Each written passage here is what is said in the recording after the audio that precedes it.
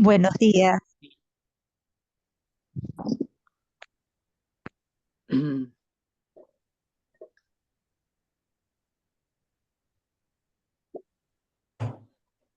Hola Elena. Buenos días a todos. Buenos días, Hola Elena, Carmen, buenos días. María José, Marisol. Hola, buen día. Buenos días. Buenos días. Hola, ¿qué tal? Mm. Hola Carmen, hola a todas. Muy buenos días. Buenos días a todos. Hola.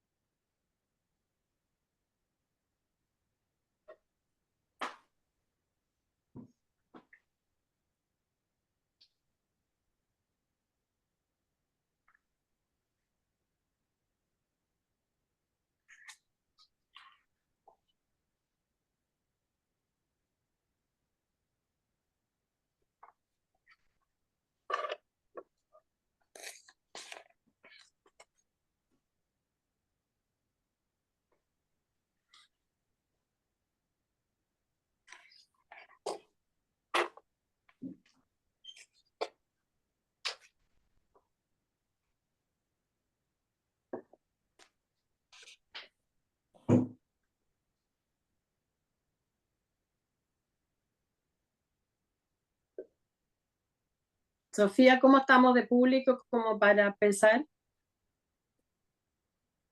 Yo daría unos minutitos más, recién son Ya, 1:30, como que vayan sumándose.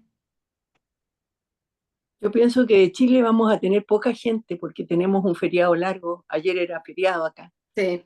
Entonces un fin de semana largo, la gente sale fuera en Acá general. en Argentina también, Mónica, así que me parece que ha pasado un poquito eso, pero bueno, lo Bueno, importante es, que es- nos vamos a enriquecer mucho. Sí, y además lo bueno que como la actividad queda grabada, después la gente que tiene interés también puede tener acceso, eso es muy bueno. Y a veces pasa, porque tocan feriados. Ujú. Mm. Y en Uruguay también fue feriado el jueves. Ah, ya, por eso. Vamos a tener una merma, pero bueno, bueno, somos los que estamos y estamos todos muy entusiasmados. Ujú. así es.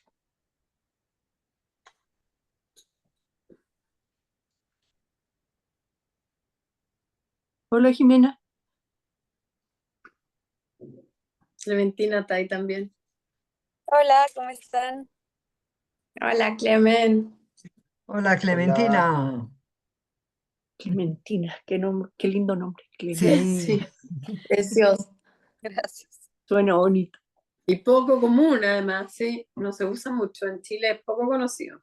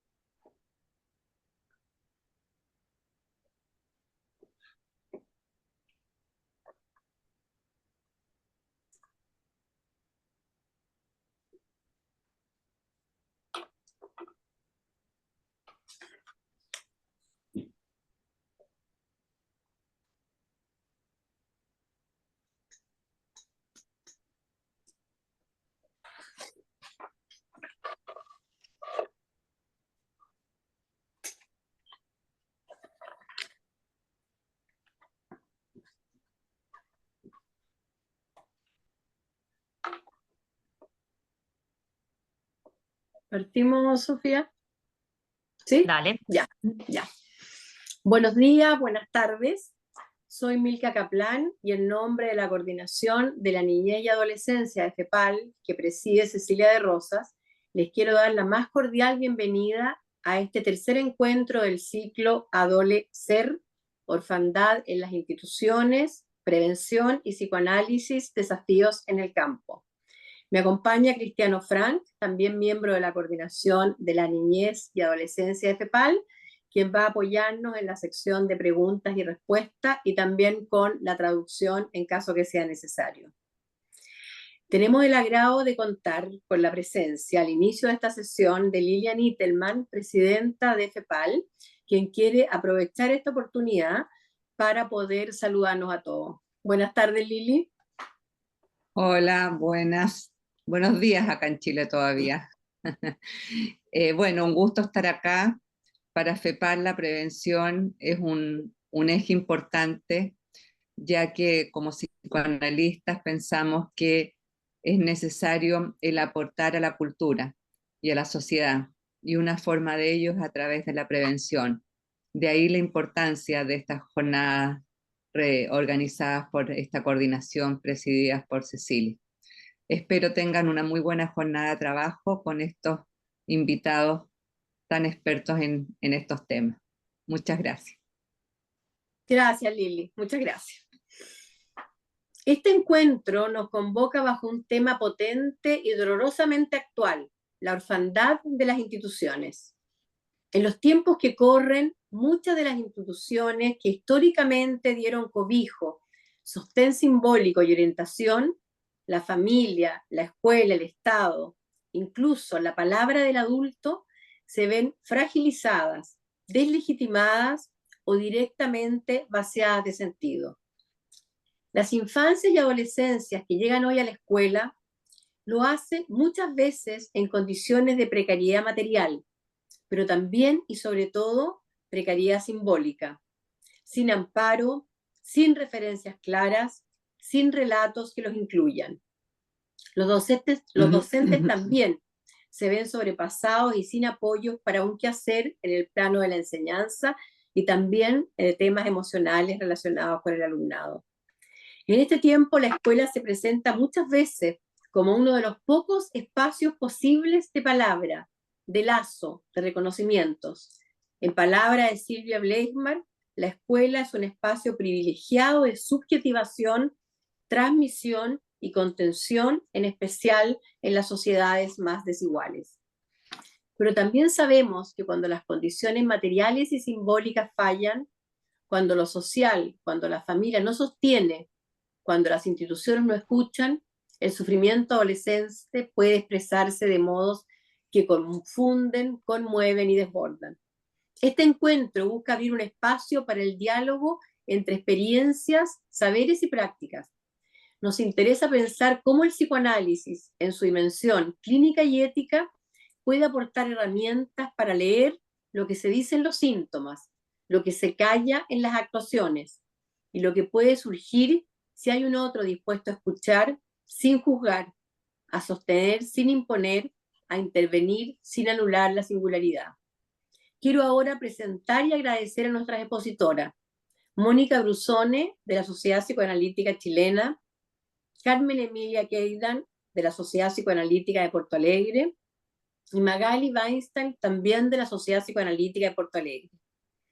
Ellas nos expondrán su trabajo en escuelas vulnerables, donde la escucha psicoanalítica se pueden plantear nuevas formas de comunicación y prevención frente a realidades desafiantes por su precariedad, nivel de violencia y desamparo social que nos interpelan como psicoanalística en una dimensión humana y profesional. Esta actividad va a consistir en la presentación de 2 trabajos, seguidos de una discusión con preguntas y comentarios de los asistentes.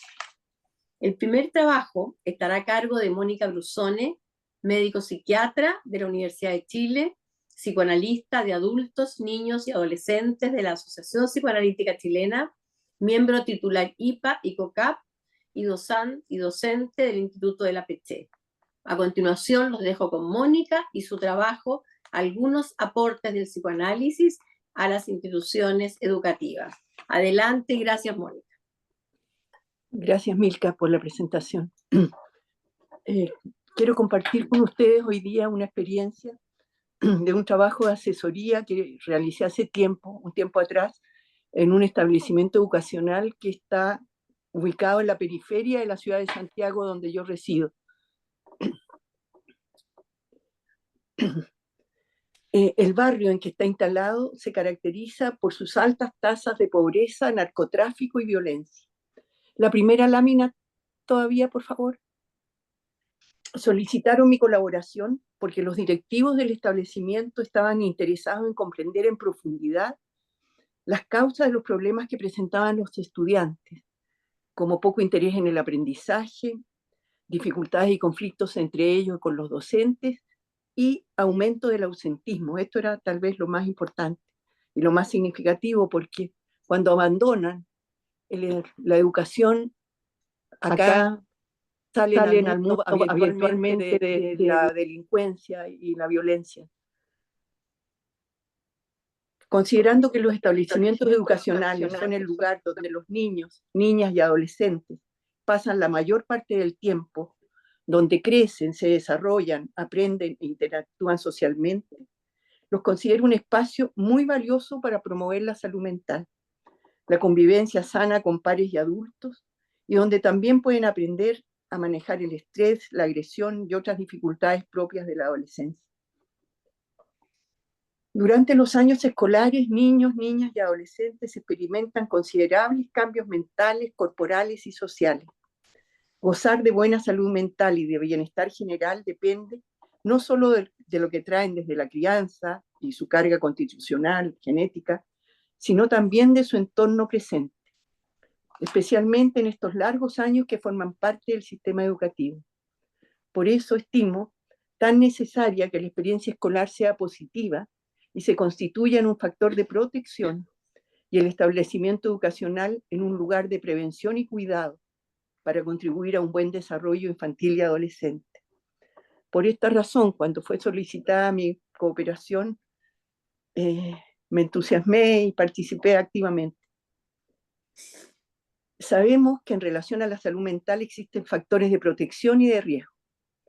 En los establecimientos educacionales se pueden fomentar los factores de protección, como el autocontrol, la resolución de problemas a través de la palabra, desarrollar la capacidad de buscar ayuda frente a las dificultades, mejorar la autoestima, también, entre muchos otros. También sabemos que se pueden disminuir los factores de riesgo, como por ejemplo disminuir el ausentismo escolar, el bullying,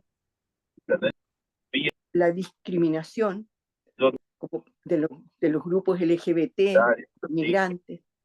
Hay una reverberación. Sí, hay algo prendido para que tengan cuidado. Para poder Sí, María que José. silencien. Sí. Y algo que me pareció muy, pero muy importante era cómo ayudar a los jóvenes a pensar y cuestionar las normas de la comunidad adulta extraescolar, favorables al tráfico y consumo de sustancias ilegales y al uso de armas, que en el medio familiar y social de muchos de ellos estaba normalizado. Conversando con las autoridades de la institución, detectamos que los problemas más frecuentes donde mi aporte podía ser útil era el desconocimiento entre los docentes, total desconocimiento del desarrollo mental de los alumnos, particularmente del proceso adolescente. El bullying entre educandos, especialmente por las redes sociales, la disminución y a veces ausencia de respeto hacia las figuras de autoridad del colegio, y la violencia expresada en peleas verbales que rápidamente pasaban a los golpes. Considerando lo anterior, decidimos centrarnos en los alumnos de 12 años en adelante, es decir, los 2 últimos años de la educación básica en Chile, 7º y 8º básico, y los 4 años de enseñanza media, todos los alumnos adolescentes del colegio. Después de evaluar la situación y mucho pensar, me pareció indispensable y prioritario que las personas a cargo de estos jóvenes en el establecimiento educativo se informaran al menos de la generalidad de lo que significaba el proceso adolescente, lo que significa el mundo interno de ellos, cómo funciona su mente, qué cosas lo impactan, mayor información acerca de los cambios corporales que suceden en esta etapa con la aparición de los caracteres sexuales secundarios. La importancia, puse especial énfasis en la importancia de la pertenencia a un grupo de pares y la necesidad de la presencia de adultos responsables dentro del establecimiento educacional, a las cuales los estudiantes pudieran acudir cuando estaban en dificultades. Y me pareció particularmente importante también definir las características que deberían tener los adultos responsables, que yo extendí a todos los adultos de la institución. Ellos pensaban que debería trabajar solo con los profesores. Yo pensé que no, y aceptaron mi propuesta de que mi intervención los iba a tocar a todos, desde el director del establecimiento al personal asistente de la educación, que incluía a la enfermera, bibliotecaria, inspectores de patio, personal auxiliar de aseo, todos los adultos que trabajaban en el establecimiento. Comparto con ustedes un poco de lo que hice, ¿no? Tal vez voy a partir por la última lámina, Sofía. ¿Cómo fue la intervención? Por favor.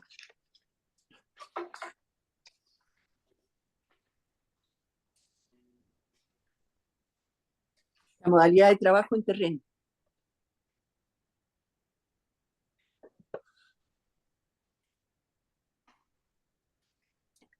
Ofrecí hacer una exposición a todo el personal del establecimiento, docentes y asistentes de la educación.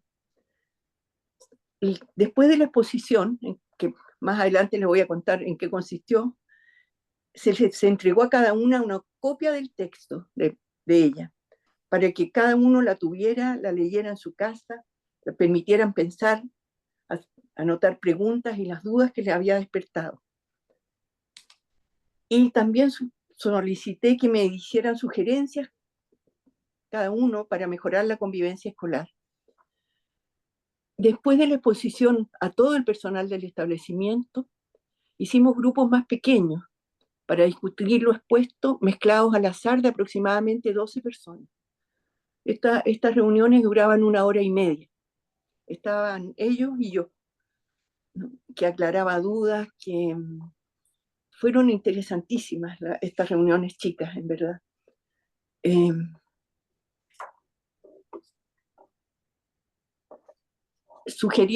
Ahí también aparecieron sugerencias de este personal que conocía a los estudiantes sobre qué cambios se podrían hacer. Fue muy provechoso para ellos y muy grato para mí. Me sorprendió el interés que les generó todo esto. Esto del mundo interno era una cosa curiosísima. No habían escuchado, por supuesto, nunca ese término.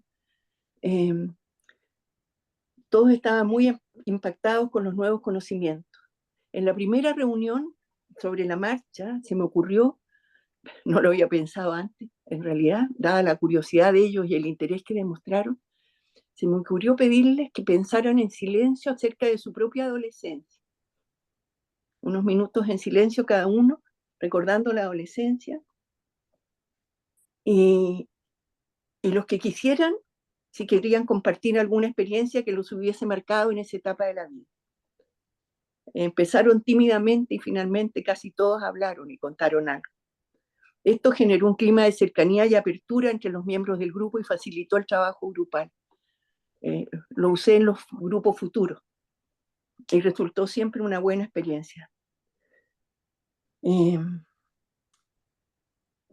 Las sugerencias de cambio que surgieron en los grupos de discusión fue abrir el colegio el día sábado. Era un barrio donde no había plazas, no había árboles, nada de verde, ¿no? Todo muy precario. Un barrio muy peligroso en Santiago. La policía en la noche no entraba a ese lugar, por ejemplo. Y apareció la idea de abrir el colegio el día sábado para usar las instalaciones que ya había, pero de forma recreativa. Nada de instrucción, ¿no? Esto era se realizó en realidad de 9 de la mañana a 2 de la tarde. Se le pedía a los alumnos que quisieran participar, que llegaran más o menos entre 9 y 9 y media. Y eso porque a las 9 y media, había 2 adultos del colegio, representantes del colegio, y pedimos ayuda al centro de padres, que se ofrecieran voluntariamente para ayudar a cuidar, en la idea mía de que debería haber siempre adultos responsables cuando había un grupo de jóvenes. Esto resultó muy bien, hubo mucha gente interesada. Fue difícil de repente porque alguien decía, bueno, ese papá es peligroso, ese papá es violento. Y mi teoría era que era mejor tenerlo cerca, que fuera, ¿no? Yo fui algunos sábados, no todo el tiempo estaba, pero estaba un par de horas, los primeros sobre todo. Para que usaran la multicancha, había una multicancha grande, patio, sombra, ¿no? Y las actividades eran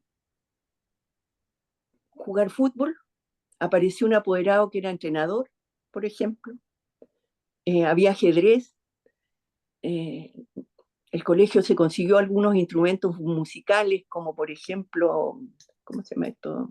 Percusión, guitarra, y estaban ahí como puestas, ¿no? Y se acercaban, las tocaban, las miraban, y en el paso del tiempo se fueron armando grupos como que yo me atrevería a llamar en el concepto de bio, grupos de trabajo, porque hubo niños, adolescentes que se dedicaron a la música, otros al ajedrez, otros al fútbol. Le pusimos unas mesas a la sombra, ¿no? Donde conversaban largamente. Se dejaban libros también, cómics sobre todo, ¿no? Una pila de cómics sobre algún mueble para que los pudieran curiosear. Todo muy relajado y sin ninguna norma.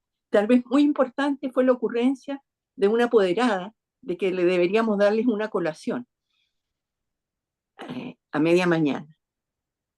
Y eso fue una idea estupenda en realidad, ¿no? Que consistía en un jugo y un sándwich bien hecho, una hamburguesa habitualmente. Se hacía un alto en las actividades y era la hora de la colación. Era muy notable verlo, a mí me conmovía porque adolescentes de 17, 18 años ya grandes, corrían como niños, jugaban como niños. En el comienzo, la charla inicial que se les hacía a las 9 y media de la mañana, se les decía en esa charla, se les explicaba en qué consistía la experiencia. Yo insistí mucho en que esto se llamara una experiencia, y una experiencia lúdica, explicando lo que significaba la palabra, ¿no? Se les decía que esta era su otra casa, que el colegio era su otra casa, que se les pedía cuidar las instalaciones, mantener la limpieza, avisar cuando algo se dañaba para que fuera reparado. En la idea de que cuando los jóvenes sienten que las cosas son propias y cuando los adultos confían en ellos razonablemente, los adolescentes responden. Y aquí sucedió así, la verdad, en la mayoría de los casos. Por supuesto que hubo pequeñas dificultades, pero yo me atrevería a decir que la experiencia en la mayoría de las situaciones fue muy valiosa. Me había olvidado, una cosa que pasó súper bonita, encontré yo, era que había una mamá, una apoderada, que era peluquera. Entonces ofreció ir al colegio a cortarles el pelo a las niñitas que quisieran. Entonces se instaló una suerte de rincón. Ella no iba todos los sábados, pero se avisaba cuando iba, ¿no? Y había otra mamá que trabajaba en una cosa de cosmética, una cosa así. Eso también fue un exitazo, ¿no? Hacían cola las adolescentes para que les dijeran qué crema se ponían, con qué se lavaban el pelo. Eso fue, la verdad, una cosa absolutamente casual, fue una ocurrencia de las mamás, ¿no? A mí no se me habría ocurrido nunca hacer eso, la verdad. Les cuento, esto fue, la verdad, aventura. Al comienzo los directivos del colegio estaban muy renuentes a mi idea de abrir el colegio de esta manera, ¿no? Sin una actividad arreglada, reglamentada, con tiempo, en fin. Eh, pero fue un éxito. Es un éxito, ¿no? Porque persiste. Ahora con las dificultades que hay, está el colegio menos tiempo abierto, hay más personal que se le paga a algunos papás ahora, supe, para que participen, pero se sigue manteniendo. Y uno de los problemas serios que teníamos era que cuando detectaban niños o adolescentes con dificultades mentales, ¿no? Mucha violencia, mucha impulsividad, en fin, en Chile hay muy pocos psiquiatras infantos juveniles, poquísimos. Y los pocos que hay estamos casi todos en las ciudades grandes, Santiago, Valparaíso, Concepción. Yo visité el CESFAM, que es el Centro de Salud Familiar del lugar, de la comuna, donde consultan la gente del lugar. Había un neurólogo que iba 2 horas una vez por semana. Psiquiatra no iba nunca, ¿no? Había medicamentos psiquiátricos para adultos. Iba un psiquiatra de adultos una vez a la semana, otras 2 horas, una lista de espera eterna. Así que para los adolescentes ninguna posibilidad de atención psiquiátrica. Eso fue complejo. Alguna vez me tocó ver clínicamente a un niño, a algún adolescente. Yo tenía resistencia a hacer eso, pero unas 3 o 4 veces me vi obligada a hacerlo, la verdad. Y poderlo derivar a otro lugar de la ciudad donde hubiera mayor atención. En las comunas más ricas de la zona oriente de la ciudad, sí tienen ayuda, por lo menos hay psicólogos. Entonces le pedía que los llevaran a esos consultorios. Eso en cuanto a la modalidad de trabajo. Y a lo que yo hice en la exposición, en la charla que les di, que discutíamos en los grupos chicos, yo hablé básicamente de la adolescencia desde la perspectiva psicoanalítica, mencionando esto de que en la adolescencia el desarrollo va por 3 ejes fundamentalmente: el cuerpo, la mente, en que dividía lo cognitivo y lo emocional, y lo social. Ustedes todos ya conocen el proceso, lo que sucede en la mente de los adolescentes, no se lo voy a repetir acá por el uso del tiempo. ¿Cuánto tiempo me queda? No miré cuando empecé. Mira, para los 20 minutos te quedan 3, pero como tenemos 25 minutos máximo, así que todavía te queda. Ya, 8 minutos ya, máximo. ya, Eso. ya, ok. Ya. Respecto del desarrollo, puse énfasis en el desarrollo en relación a lo corporal, al cuerpo, en el sentido de los cambios corporales con la aparición de los caracteres sexuales secundarios, ¿no? Y cómo los adolescentes intentan intervenir el cuerpo desde fuera como una manera de controlarlo a través del uso de piercing, tatuajes, la ropa, el color del pelo, corte de pelo, color de pelo, en fin. Y explicando esto para que el adolescente tuviera una mayor flexibilidad. Eran muy rígidos en esto de que el pelo de una cierta manera, pelo de colores raros no se aceptaban, piercing tampoco, ¿no? Explicando que esto era transitorio y para muchos de ellos era necesario y no tenía mayor significado en el sentido de perturbar la comunidad escolar. Eso en cuanto a lo corporal. Después, en cuanto a lo mental, hice énfasis en el acceso al pensamiento abstracto durante la adolescencia y lo que eso significaba, ¿no? Como que les permitía considerar las posibilidades y consecuencias de sus palabras y sus actos, mejoraban la capacidad para razonar de manera lógica y sistemática, y esto como algo muy importante, desarrollar la capacidad de evaluar la información y los argumentos de manera crítica. Los profesores eran muy sensibles a la crítica de los alumnos. Lo vivían generalmente como una descalificación o un ataque. Con algunos profesores más sensibles a eso tuve que trabajarlo casi de forma individual.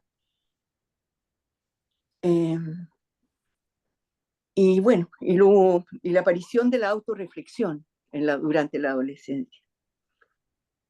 No es suficiente que los alumnos comprendan lo leído, deben ser capaces de enjuiciarlo. Para aprender a pensar por sí mismos es necesario la presencia de un otro, profesor, grupo de pares. Sin el diálogo se hace difícil el acceso al nivel de pensamiento abstracto. Eso se los recorté, ¿no? Y que respecto al desarrollo emocional, lo más impactante fue esta aparición del mundo interno. Eso fue muy, muy, muy sorprendente, ¿no? Y hablarles de que la estructura psíquica de la latencia se derrumba, ¿no? Y se tiene que reestructurar el aparato mental. En una permanente que estaría durante todo el proceso adolescente, o sea, todos los años que los niños están en el colegio, los adolescentes, niños y adolescentes, en una permanente desorganización y reconstrucción en un ir y venir continuo en forma de espiral. Puse énfasis también en el cuestionamiento, entonces, a través de este cambio en el pensamiento, del juicio que hacían acerca de los padres y los adultos, ¿no? ¿Qué otra cosa? El estado confusional de los adolescentes, pensando en Melzi.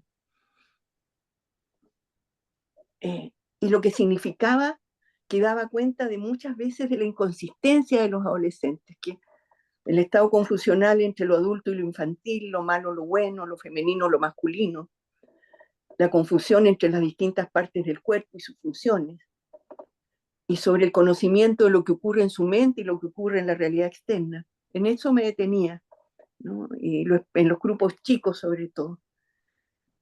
Y contaba yo esto del estado confusional, por ejemplo, que da cuenta de la inconsistencia, se pueden comprometer en un momento a hacer algo y después no lo cumplen, ¿no? Y puede suceder que se hayan comprometido en sus aspectos más adultos de la personalidad y después los aspectos infantiles no respetan el compromiso. Y no es que sean irresponsables o irrespetuosos, es parte del funcionamiento mental a veces. Y respecto de lo social, puse énfasis en el desarrollo del grupo de pares, de la comunidad adolescente y la importancia de la pertenencia. Y en eso la advertencia acerca de los alumnos solitarios, ¿no? Que se quedaban en los recreos en las salas de clase o se iban a la biblioteca, y que los inspectores de patio sobre todo y los profesores se preocuparan de ellos y se acercaran, ¿no? Para ver qué pasaba, por qué no los incluían, qué era lo que estaba sucediendo. Explicándoles bien que el grupo de pares era mucho más que un espacio de socialización que servía para contener y elaborar las ansiedades y las confusiones, para poner en otros aspectos de ellos mismos que no podían tolerar en ese momento, para conversar acerca de la desilusión que sentían hacia los padres, etc. Pero también compartiendo esto de que era un lugar donde se ayudan, se cuidan, confían, comparten los sentimientos de desamparo y fragilidad. En las largas y filosóficas conversaciones prueban su pensamiento abstracto, también se divierten, prueban habilidades, salen al mundo. Y lo último, y para cerrar, puse énfasis en los adultos responsables. Y los adultos responsables para mí eran todos los adultos que formaban parte de la comunidad educativa, desde el más alto al más, sin importar los roles que ejercían. Y diciendo que esta era una función difícil, que los adolescentes necesitaban adultos, esto pensando en Winnicott, que los respeten, protejan y consideren como un otro con el cual se puedan confrontar ideas, proyectos, disputar planes, programar actividades. Y que es una relación asimétrica, no solo en relación a la edad y al poder, sino a las funciones de cada uno en esta relación. Mónica, te queda un minutito. para Bueno, que cierres y esto lo del demás. grupo, ok. Ya, eso. esto de los adultos responsables me pareció de las cosas más interesantes de este trabajo, la verdad. Se sintieron validados, respetados todos.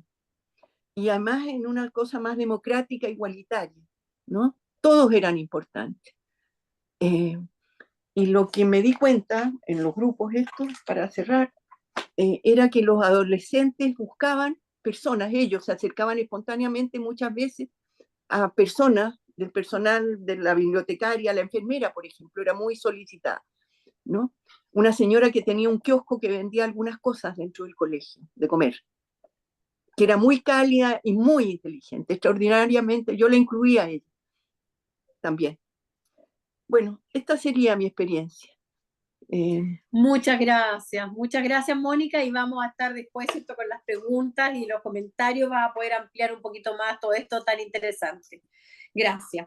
Ahora pasaremos al segundo trabajo a cargo de Carmen Kaiden y Magali Weinstein, que se titula Preocupaciones del psicoanálisis brasilero. Carmen Emilia Kaiden es psicoanalista, miembro asociado de la Sociedad Psicoanalítica de Porto Alegre, psiquiatra, profesora y supervisora del curso de formación en psicoterapia del Centro de Estudios Luis Guedes. Participa en el grupo Roda Viva y en el Comité de Psicoanálisis de Pareja y Familia de la Sociedad Psicoanalítica de Porto Alegre. Magali Weinstein es médico psiquiatra, miembro aspirante graduado de la Sociedad Psicoanalítica de Porto Alegre, co-coordinadora del grupo Roda Viva de la Sociedad Psicoanalítica de Porto Alegre, docente y coordinadora del Núcleo de la Infancia y Adolescencia del Instituto de Terapias Integradas de Porto Alegre. Las dejo con ella y su trabajo, Preocupaciones del psicoanálisis brasilero. Adelante. Buenas tardes. O nosso trabalho que vamos apresentar é de uma experiência de um grupo do nosso grupo Roda Viva. E começamos, então, com essa próximo, uma frase de um filósofo e psicanalista francês. Sim, creio que existe um povo múltiplo, um povo de mutantes, um povo de potencialidades que aparece e desaparece, e encarna-se em fatos sociais, em fatos literários e em fatos musicais. O próximo. O aspecto que abordaremos nesse trabalho foi a partir da proposta da nossa revista, num número temático sobre a psicanálise brasileira, é de descrever a clínica psicanalítica através de uma experiência de trabalho que temos há quase 20 anos em comunidades escolares de populações vulnerabilizadas socioeconomicamente da cidade de Porto Alegre. Quando os psicanalistas intervimos em outros campos, nos vemos obrigados a revisar as nossas estratégias de intervenção. Próximo. A ver, espera un poquito, Carmen, Sofía, para el Power, que no lo vemos acá en pantalla, o está viéndose que yo no lo veo. ¿Se ve? Sí, ¿Se ve? Sí, sí, está. ¿Sí? Sí, se ve. Ya, Se ve, se ve. Ay, ya, porque yo no lo veía. Gracias. Sí se ve. O Ya, próximo. perfecto, gracias. Pensar psicanaliticamente nos possibilita a revisão dos paradigmas e conceitos ligados a uma biopolítica de reprodução de lógicas patriarcais, sexistas e heteronormativas, binárias e racistas. É uma citação da Amália Wald, de 22. Como nós, psicanalistas, lidamos com essa distância entre as teorias e as singularidades que encontramos? Claro, teorias necessitam ser desconstruídas permanentemente, e é no campo do dispositivo analítico onde fazemos o nosso trabalho que isso acontece. Próxima.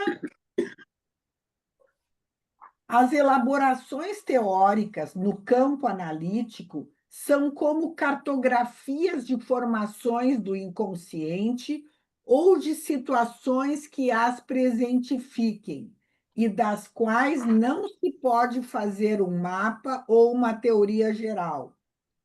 Devemos estar sempre dispostos a criar uma nova cartografia dentro das situações que nos encontramos.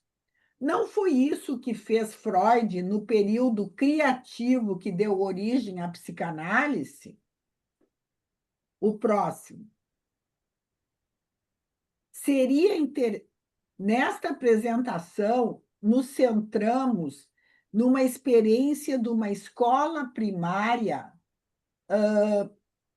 chamada EJA, que é Ensino para Jovens e Adultos, situada na periferia de Porto Alegre, num bairro onde a população é predominantemente negra, socioeconomicamente vulnerável e conhecida pela violência e o narcotráfico.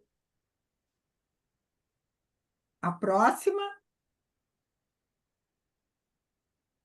Com o regresso das atividades presenciais nas escolas, pós-pandemia do Covid-19, enfrentamos um cenário diferente. As equipes diretivas das escolas das periferias trabalhavam com situações de violência extrema, tanto entre os estudantes como entre os professores e entre professores e estudantes. Ante essa situação, a orientadora educativa nos solicitou uma ajuda. Agora, a Magali vai compartilhar a experiência, porque as duas psicanalistas que foram, ela e a Magali e a Joyce Goldstein, de saudosa memória, que faleceu ano passado, e também queremos fazer uma homenagem apresentando o trabalho que ela participou diretamente. Muchas gracias, Carmen, muchas gracias. Magali?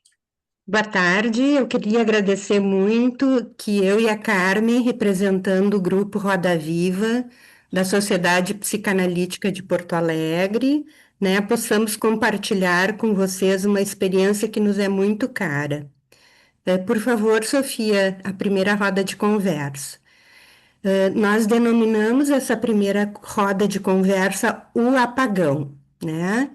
Inicialmente, o nosso grupo, né, que é de duas psicanalistas que vão, né,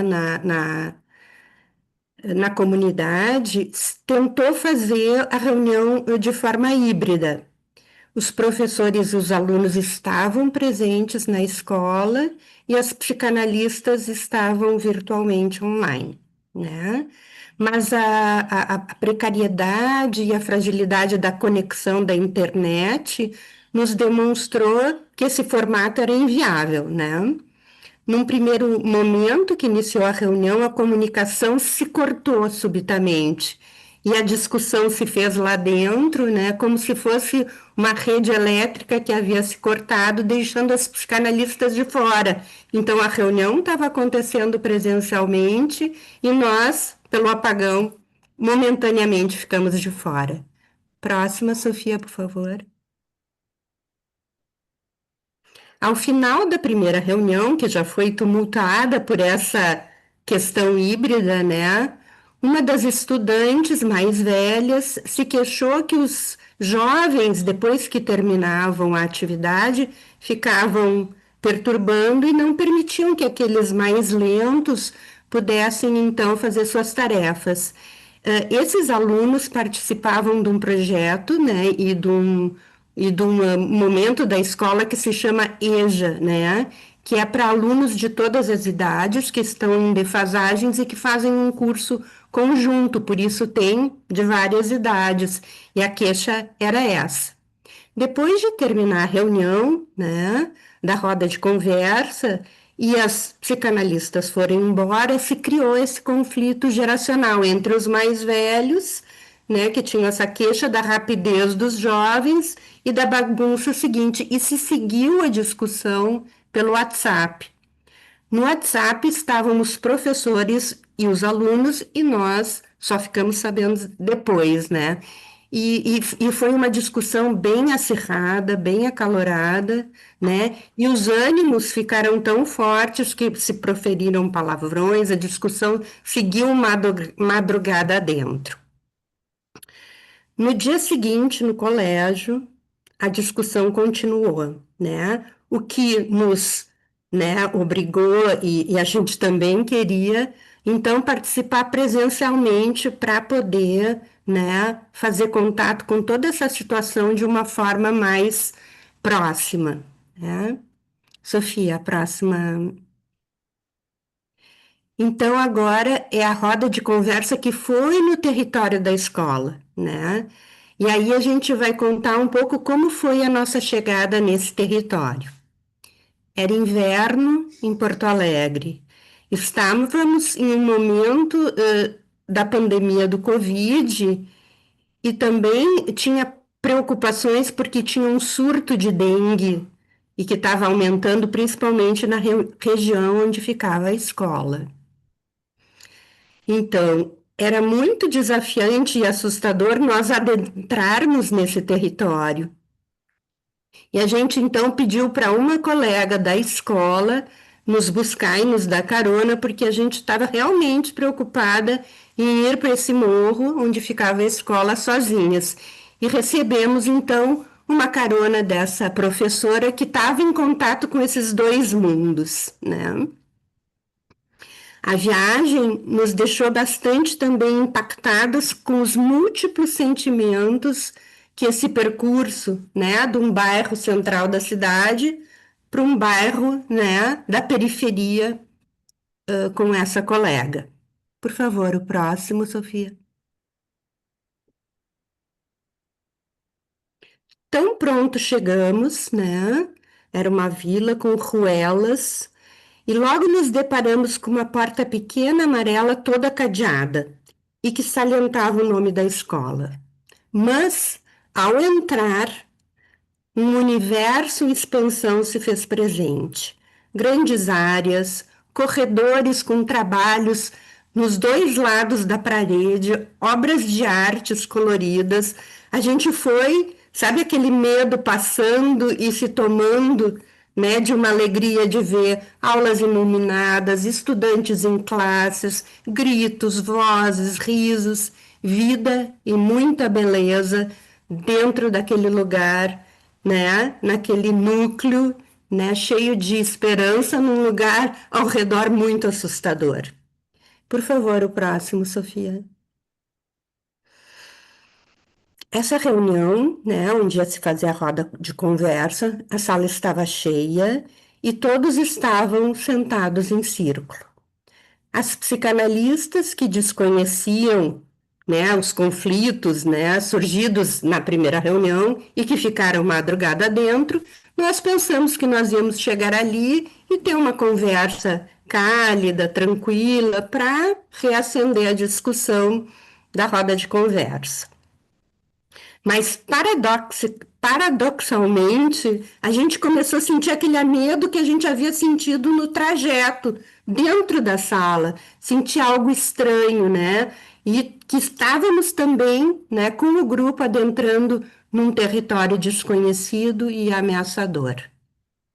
Nós, inicialmente, identificamos quem estava na outra reunião e quem estava participando pela primeira vez e fomos recapitulando a conversa e começando a né,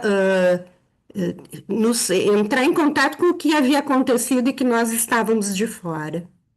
Por favor, o próximo, Sofia. Uma das psicanalistas comentou, né, sobre um estudante. Ele era muito bagunceiro. Ele tinha uma atitude participativa, mas às vezes ele se recusava a falar.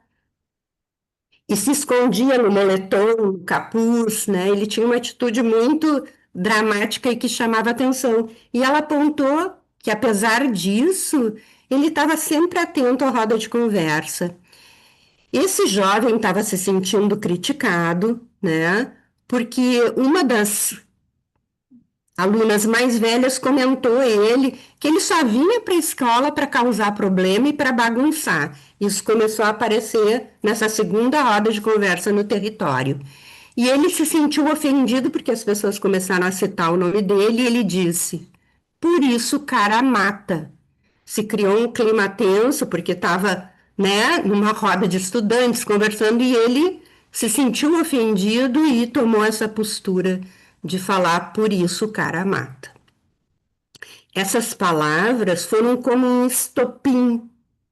E aí houve um transbordamento da agressividade latente em todo o grupo.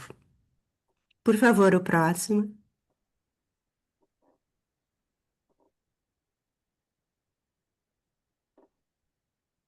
As psicanalistas notaram, né, que esse estudante se sentiu ofendido porque ele parecia estar atuando como um bode expiatório de toda a classe. Reacendeu toda a discussão que tinha, então nós ficamos sabendo, né, da conversa do WhatsApp. E ele ficou tão brabo e se destacou pelos seus gestos obscenos. Mas, ao mesmo tempo, esse rapaz, ele estava bem vestido, né? E contrastava com o colega que estava ao lado dele, que estava de chinelo, com uma roupa pouco agasalhada, porque era frio do inverno, o que nos fez ter uma fantasia que ele poderia ter alguma conexão com o tráfico da vila, né? Bom, o uso dos celulares, né, na roda de conversa pareceu funcionar então como um ferrolho, né, para diminuir o impacto emocional dessa agressividade, porque estava todo mundo com os seus aparelhos, né. Assim como as psicanalistas também, né, estavam com os aparelhos tomando alguma nota, então eu acho que era esse ferrolho dessa tensão emocional. Se fez evidente um movimento vinculado ao uso dele, inicialmente como veículo da violência, depois como uma alternativa de fuga, de escape daquela tensão emocional e finalmente como um objeto que facilitava a sua transformação, porque nós começamos a falar como todo mundo estava se defendendo dessa forma. Outro aspecto a destacar foi a postura de um professor, né? E que depois de toda essa agitação, né, ele se mostrou ambivalente. Ele estava embaixo do marco da porta, parecia que ele estava meio para dentro e meio para fora. Por favor, o próximo, Sofia.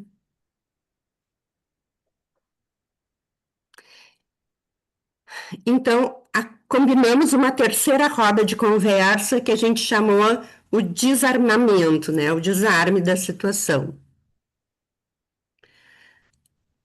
Ao adentrarmos na escola e na sala de aula, onde foi a reunião, as emoções estavam soltas.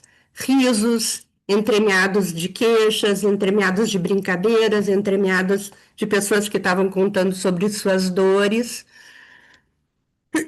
Mas as pessoas todas em círculos, conversando, e a gente achou que estava acontecendo um momento de que as pessoas estavam se desarmando, saindo daquela postura defensiva e bélica. E cada um, né, estava contando um pouco da sua história e um pouco como estava vivenciando essas rodas de conversa. Então era esse o ambiente, a gente sentiu já algo mais acolhedor, de brincadeiras, né? E um estava animando o outro a contar a sua própria história na roda. Mas uma estrela que a gente considerou dessa noite do desarme era uma mulher que estava com, assim, dreads coloridos no cabelo, uma senhora, né? E ela começou a contar, né? Mas apesar dela dizer a importância dela ter mais idade, estar na escola, ao tempo que ela falava, tinha umas risadas e o ambiente estava um pouco tumultuado, né? Mas ao momento em que ela foi se aprofundando e comentando como a escola era importante para todo mundo, né? Que na época dela era marcado por indiferença, castigo, e como ali era um ambiente que permitia, né, em qualquer idade e sem essa verticalidade, né, numa situação mais horizontal, trocar, aprender, não só as queixas que tinham dos mais velhos e o mais novo, mas um olhar sobre as trocas ricas que podiam ter entre as gerações, todo mundo começou a se acalmar. Por favor, Sofia, o próximo. Ela comentou então que gostava muito da nossa presença, né? E que a escola era uma oportunidade, né? E que era importante nunca renunciar aos sonhos frente aos obstáculos, né? E ter disciplina para poder frequentar e alcançar, e que todos se sairiam bem, né? Isso comoveu tanto os mais jovens como os mais velhos, ela foi aplaudida e todos estavam visivelmente comovidos, né? E isso também, né, tornou assim esse encontro mais integrador junto às psicanalistas. Essas emoções, risos e dores se intercalaram, né, mostrando que essa operação de desarme, né, possibilitou que cada um fizesse a narrativa da sua história, única e singular de cada um. Aí começaram trocas mais profundas. Por favor, Sofia, a próxima. Mas, né, um outro momento impactante de silêncio se fez no grupo. Luana, uma estudante extrovertida, também mais ou menos dessa idade, 60 anos, com tranças largas e um gorro na cabeça colorido, estava vindo na roda de conversa pela primeira vez.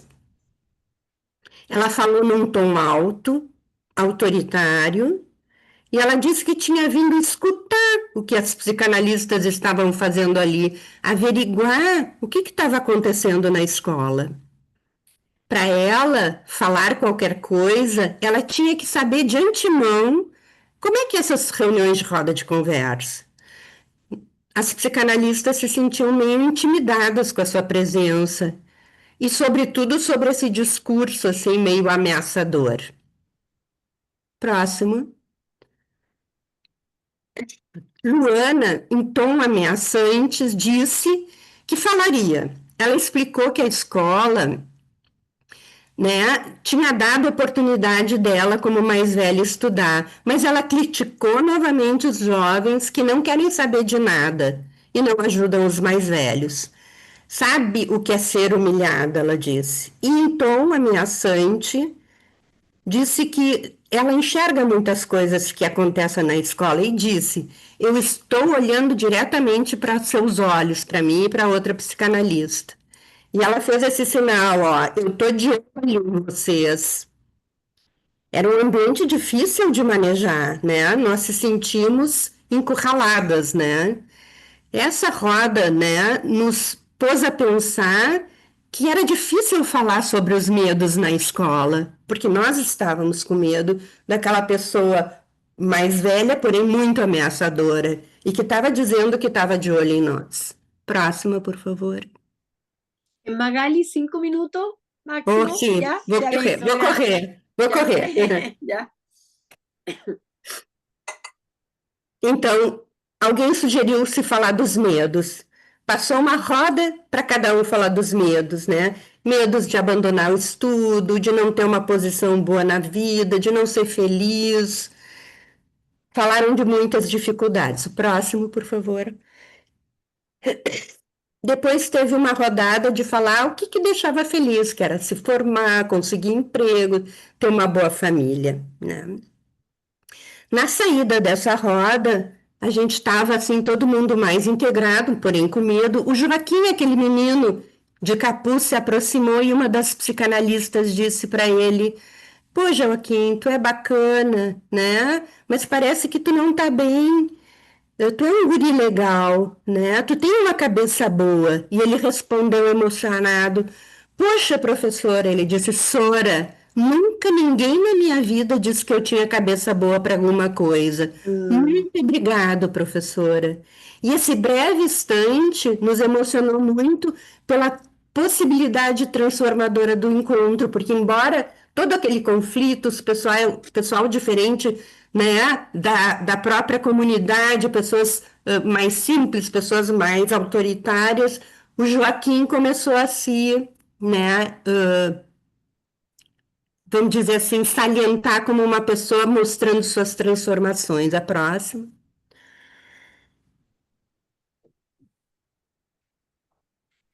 Então, para finalizar, né, numa nova situação, ele entregou os celulares para as colegas psicanalistas, dizendo que ele estava muito interessado nas rodas, né?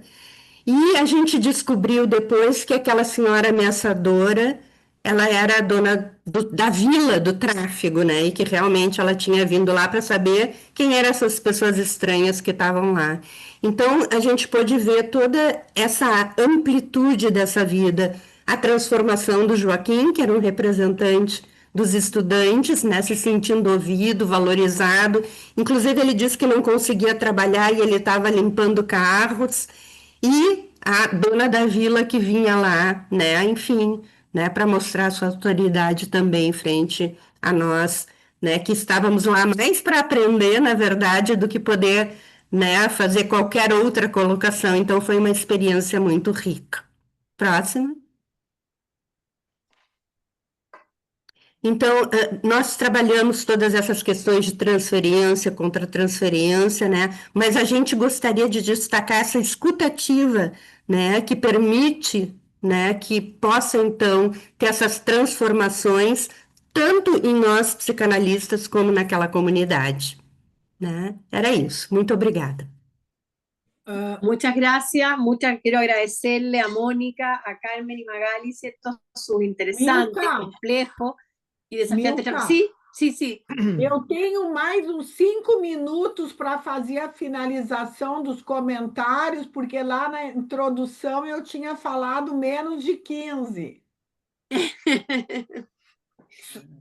Eu vou reduzir, mas nós temos só algumas perguntas no final. Posso completar? Sí, por eso es que sí, esa es la Então, idea, que pasemos a las preguntas y ahí puedan ustedes también terminar, digamos, y expresar exactamente el intercambio con el público, ¿les parece? Sim, sim. Sofia, me passa as lâminas para o pessoal que lê em língua espanhola, tá? Para facilitar.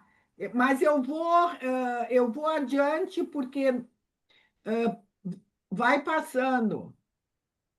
Espérate, no te entendí, Carmen. ¿Tú quieres tener unos minutitos más? Isso, eu quero falar. Mas eu ia pedir para a Sofia passar a lâmina para o pessoal da língua espanhola me acompanhar melhor. Tá? Ya, Sí, pero ya, seguimos en este Carmen. PPT. Ya, en el PPT, máximo 5 minutos para poder tener después intercambio con el Combinado, público. tá. Ya. O próximo, combinado. Pode me Acá. cortar. Olha aqui, essa escuta requer não somente um treino para captar o inconsciente, senão prática nos processos coletivos. A escuta ativa é fundamental e exige um trabalho intenso e que esgota os profissionais envolvidos neste processo. O próximo. Ser testemunho dos efeitos dos vínculos sociais marcados pela crueldade, resultantes de organizações sociais perversas, nos chama para uma ação coletiva mais ampla. O próximo. Podemos pensar na psicanálise e educação unidas para ressignificar o que experimentam e restaurar a confiança dos educadores na sua própria capacidade para apoiar, acolher e gestar a turbulência dos estudantes. O próximo. Entre esses aspectos latentes, destacamos a presença do racismo estrutural, que afeta os vínculos sociais no Brasil. O próximo. Como poderia o pensamento psicanalítico para contribuir e romper o silenciamento do racismo? Como têm estado nossas instituições psicanalíticas dispostas a desenvolver ferramentas teórico-clínicas que nos permitam escutar o racismo estrutural? O que nossas escolas de psicanálise têm feito para romper esse ciclo que favorece o silêncio sobre essas perversas relações étnico-raciais? Próximo. Denise cita Laura Gravettes. A saída não é solitária, é coletiva. Pensar uma proposta conceitual em relação com o papel da psicanálise no campo social não significa aplicar e adaptar os chamados postulados universais, e sim posicionar-se frente ao plural, o qual requer uma reflexão complexa. As tensões da psicanálise brasileira nos situam nas palavras do Joaquim, por isso o cara mata, e do tipo, nunca me disseram que a minha cabeça servia para algo. Muitas graças, e agora Gracias. nós queremos dialogar com os colegas. Muchas gracias, Carmen, muy interesante, y lo mismo que el trabajo de la Mónica, ¿cierto? Y todo lo que nos habló Magali. Ahora esperamos sus preguntas y comentarios. Adelante.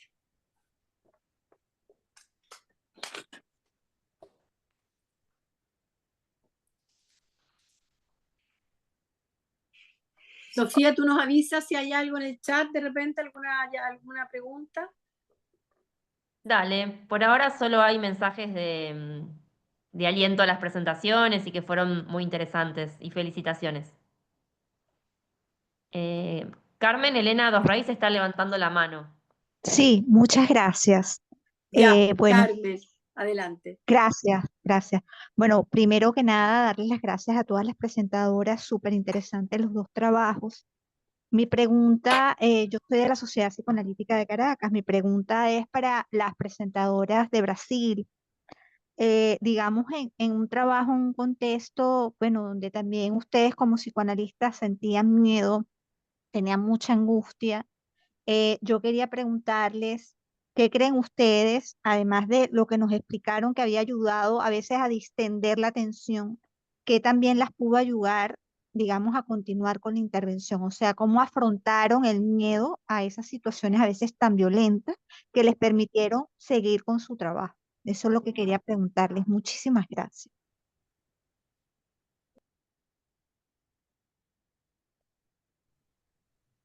Quer começar, Carmen? Pode começar, Magali. A experiência foi vivida por ti, pela Joyce, depois eu completo. Sim. Carmen, então, se eu não entendi, tu perguntou sobre como que a gente lidou com essa experiência de medo, né? Uma das questões importantes, Carmen, que a gente tem pensado, né, no nosso grupo da comunidade Roda Viva é a continuidade do trabalho, né? Não basta a gente ir uma, duas vezes, né? A gente faz um conjunto e depois frequenta as escolas mensalmente, e a vivência e essa saída do consultório para a comunidade é que nos permite, né, diminuir o medo, porque quando a gente está vivendo uma situação e está integrada com ela, essa vivência nos permite ver como a escola é de uma riqueza, de um acolhimento, como os professores têm soluções e os próprios alunos, se a gente traz a nossa presença e escuta continente, a gente vê brotar da própria escola, né? Tanto uma sensação de proteção, como uma sensação, né, de possibilidade, de esperança frente a um contexto social muito muito precarizado, frente a um contexto violento, né? Como uma situação essa de ir à noite para um bairro violento, mas havia toda também uma comunidade que estava nos protegendo, que estava interessada no nosso trabalho.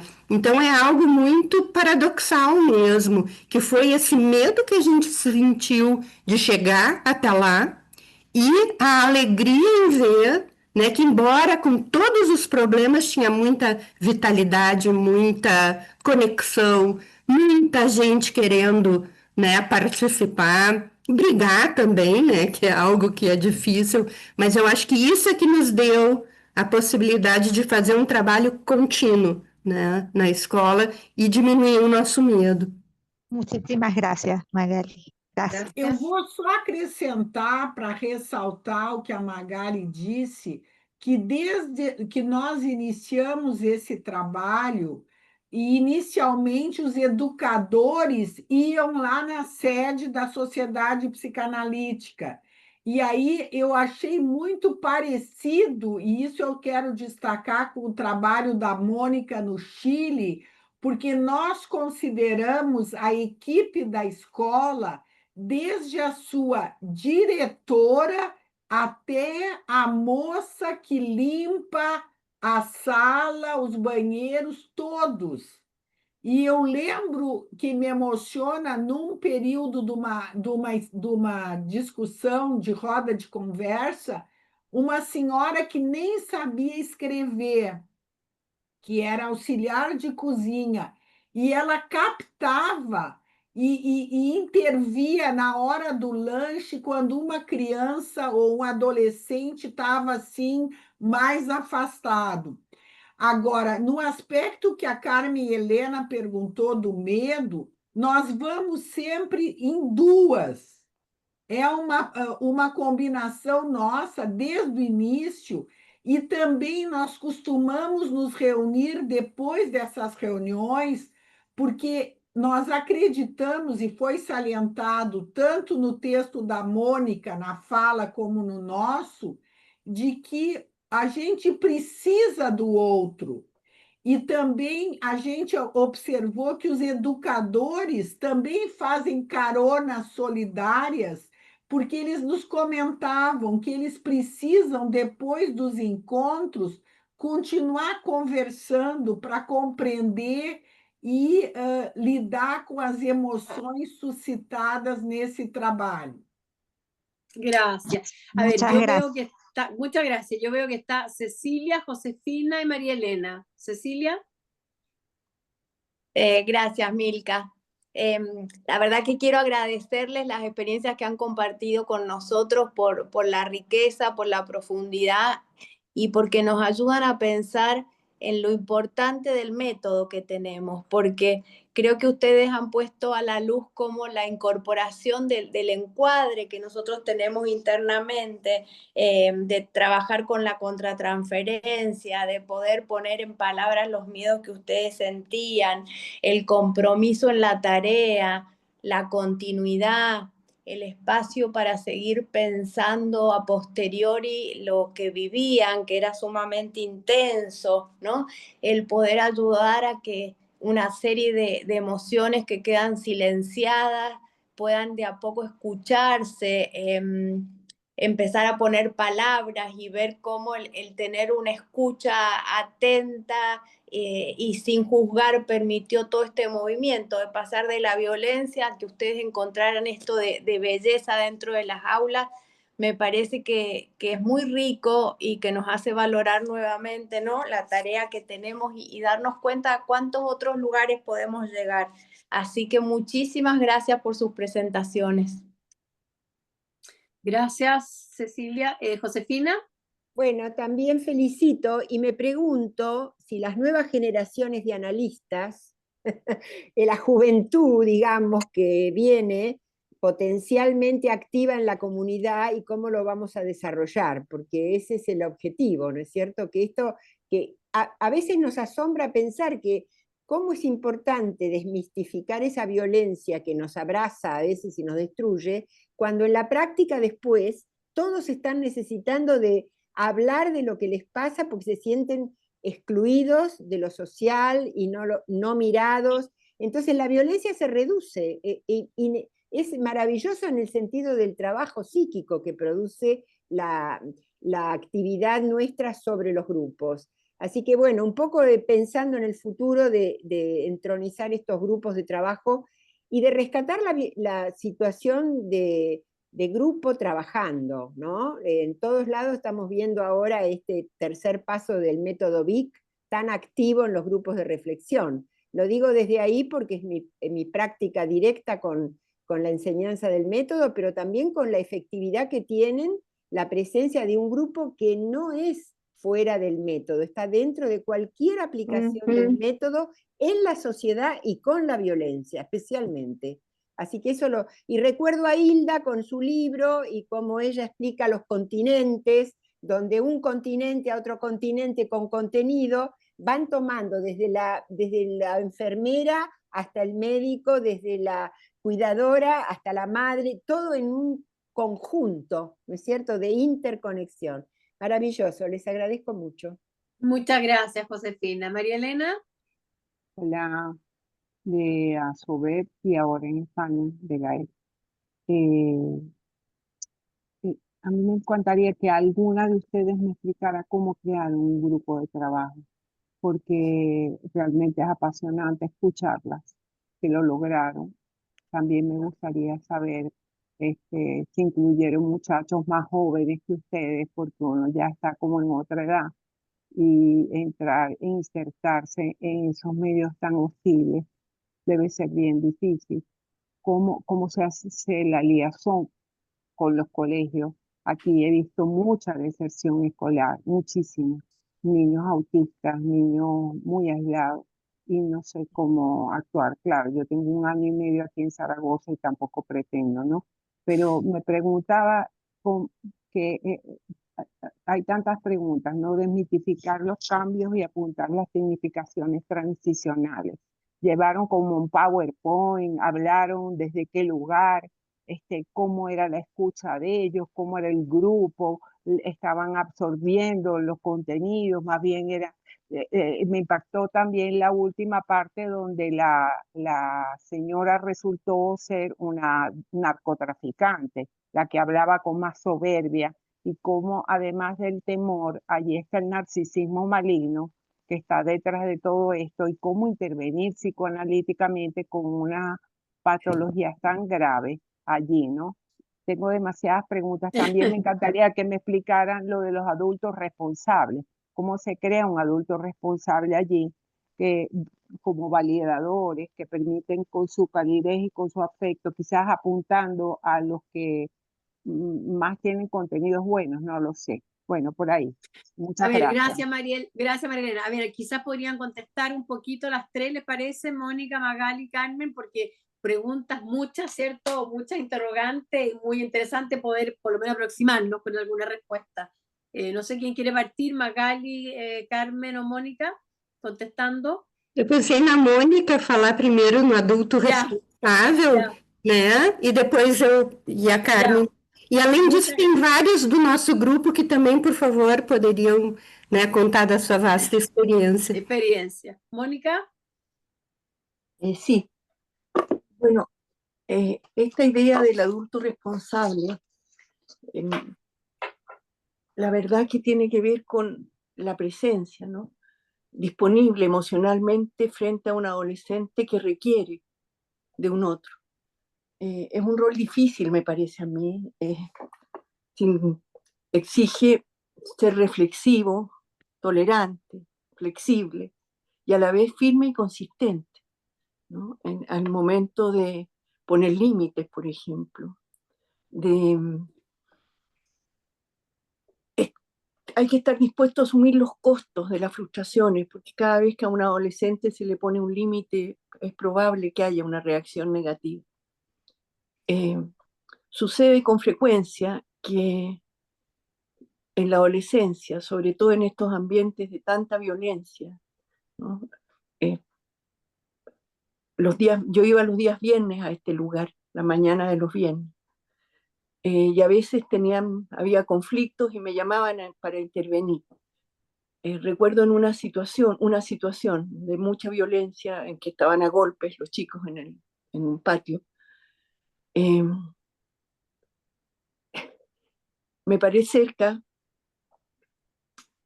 y dije algo así como, a lo mejor pueden detenerse por un momento y escuchar unas palabras.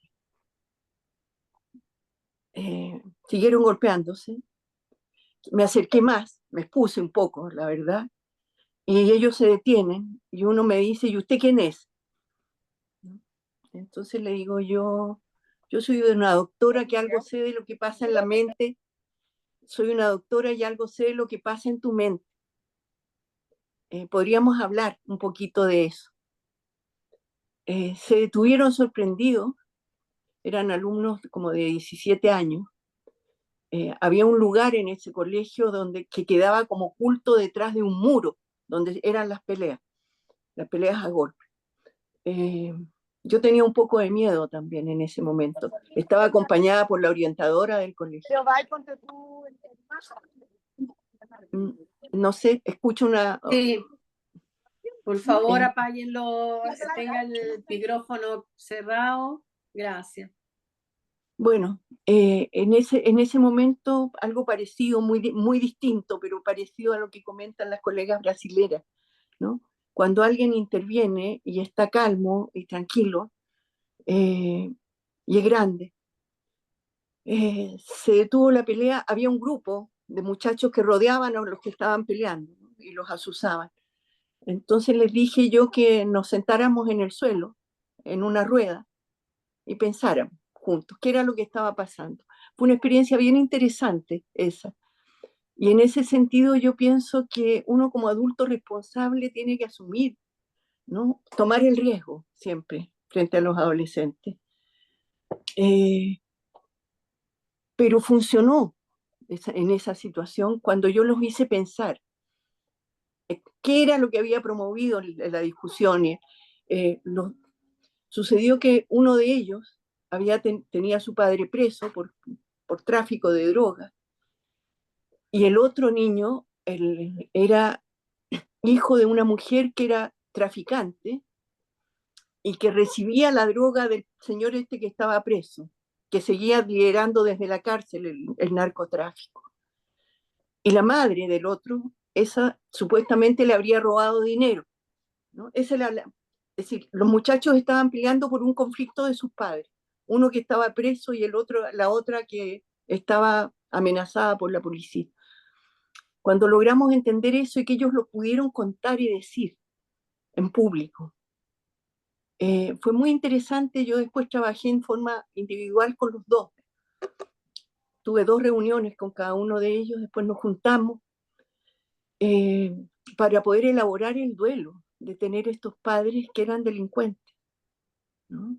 Y cómo los avergonzaba, todos los compañeros del colegio lo sabían, ¿no? Ellos estaban, ¿cómo puedo decir? En ese momento era de los alumnos que se ausentaban, de los que faltaban a clase, los dos. Y ahí vimos que ellos eran como representantes de sus padres, y yo les rescaté su identidad, que ellos podían ser distintos, y que tener un padre preso no significaba necesariamente que ese era el destino, y que él tenía que identificarse con ese papá. Fue un trabajo interesante ese, individual, que tuve que hacer. Tal vez eso. Gracias, Mónica. Magali.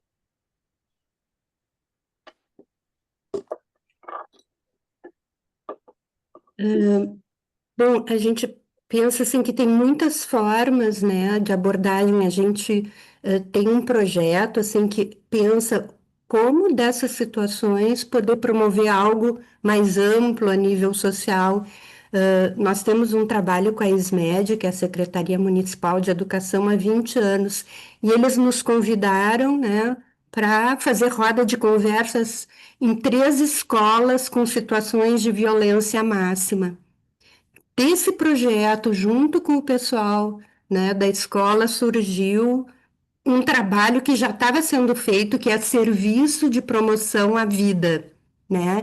Esse Seprovida, né, foi instaurado em 3 escolas, onde tinha um trabalho de roda de conversa e outras, né, sensibilidades e outras promoções em que se fazia um trabalho junto aos professores e principalmente aos alunos que promoviam essa discussão sobre a violência.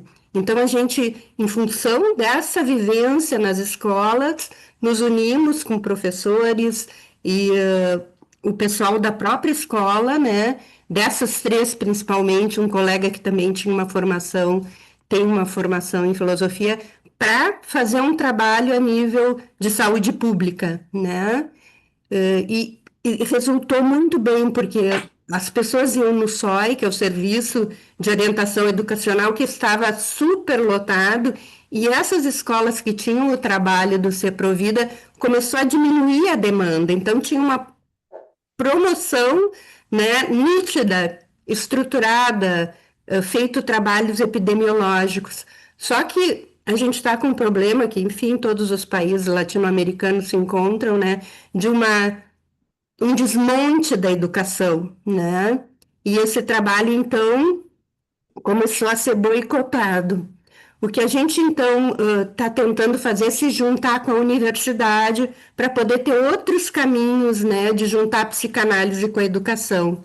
Então, Maria Helena, assim, enfrentar o medo, né, foi uma questão fundamental para o surgimento do Seprovida, o Serviço de Promoção à Vida, principalmente em escolas de violência extrema.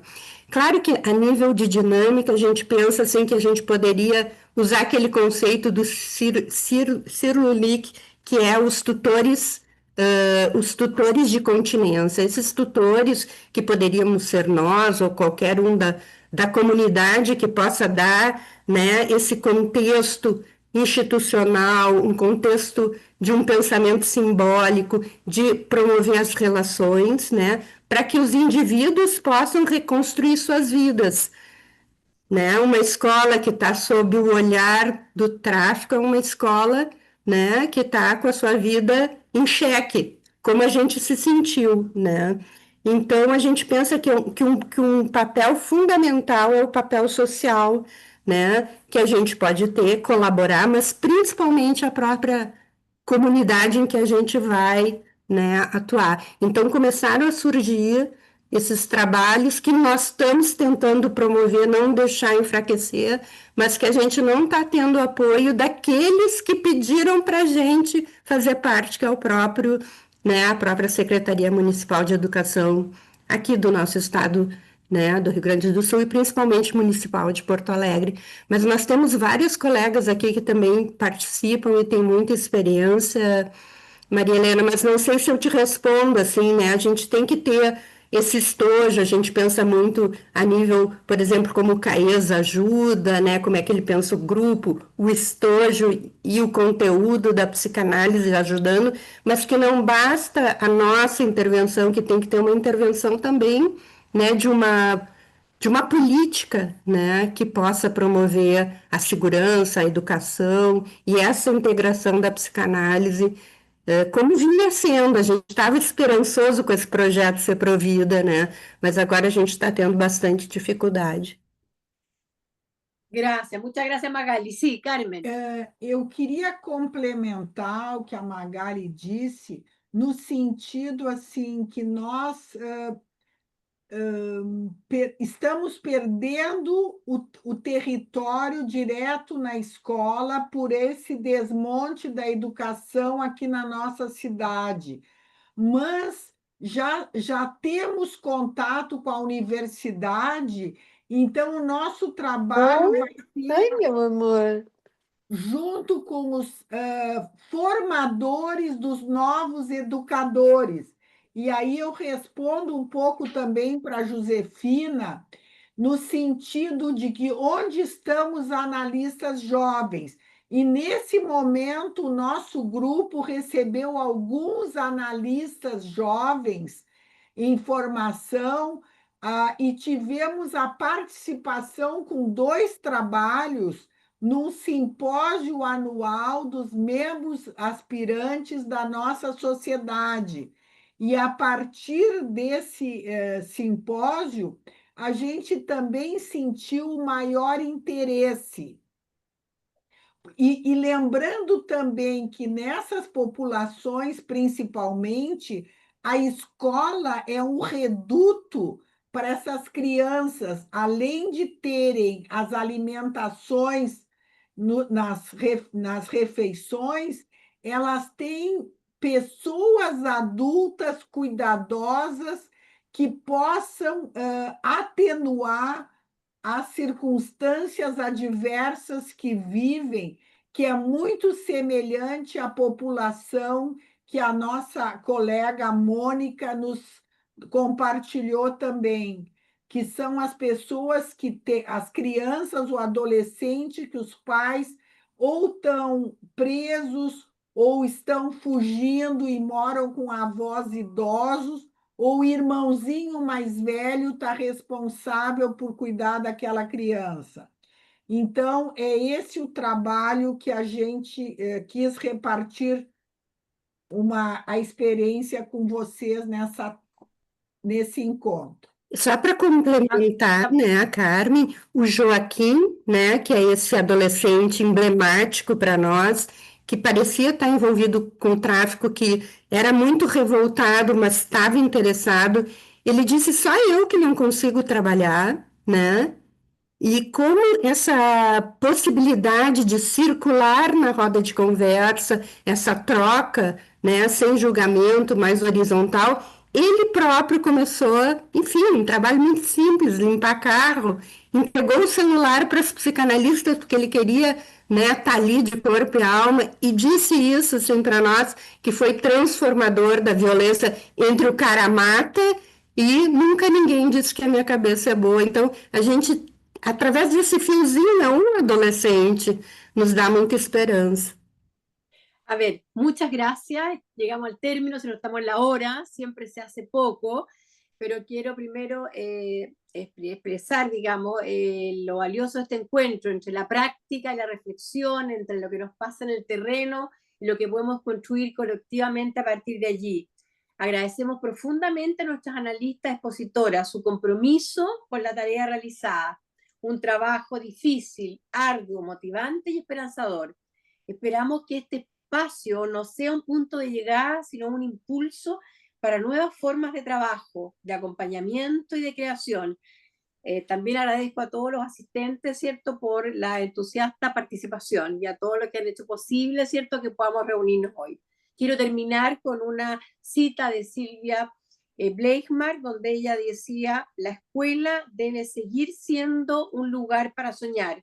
Y además les quiero dejar un extracto de un poema de Mario Benedetti que dice: no te rindas, por favor, no cedas aunque el frío queme, aunque el miedo muerda, aunque el sol se esconda y se calle el viento. Nos esperaremos, ¿cierto?, en nuestros próximos encuentros. Agradecemos, ¿cierto?, la participación de nuestras analistas, de Cristiano Frank, que no fue necesario, pero que estaba ahí muy disponible, y por supuesto el apoyo en todo momento, ¿cierto?, de Sofía, que trabaja para FEPAL. Nos veremos pronto. Muchas gracias a todos por tu participación. Gracias a usted. Muchas gracias. Gracias. Gracias. Muchas gracias. Gracias. Y aprovecho también para invitarlos, porque el próximo ciclo hemos pensado que después de ver tantas situaciones difíciles, es importante pensar en cómo colaboramos para la construcción de una cierta también ética dentro de la mente, ¿no?, de los niños en su desarrollo. Así que ese será el tema de nuestro próximo encuentro. Muchísimas gracias y los esperamos. Muchas Nos gracias. vemos. Adiós. Gracias. Adiós. Gracias. Hasta luego. Adiós. Chao, chao. Gracias. Chao, chao.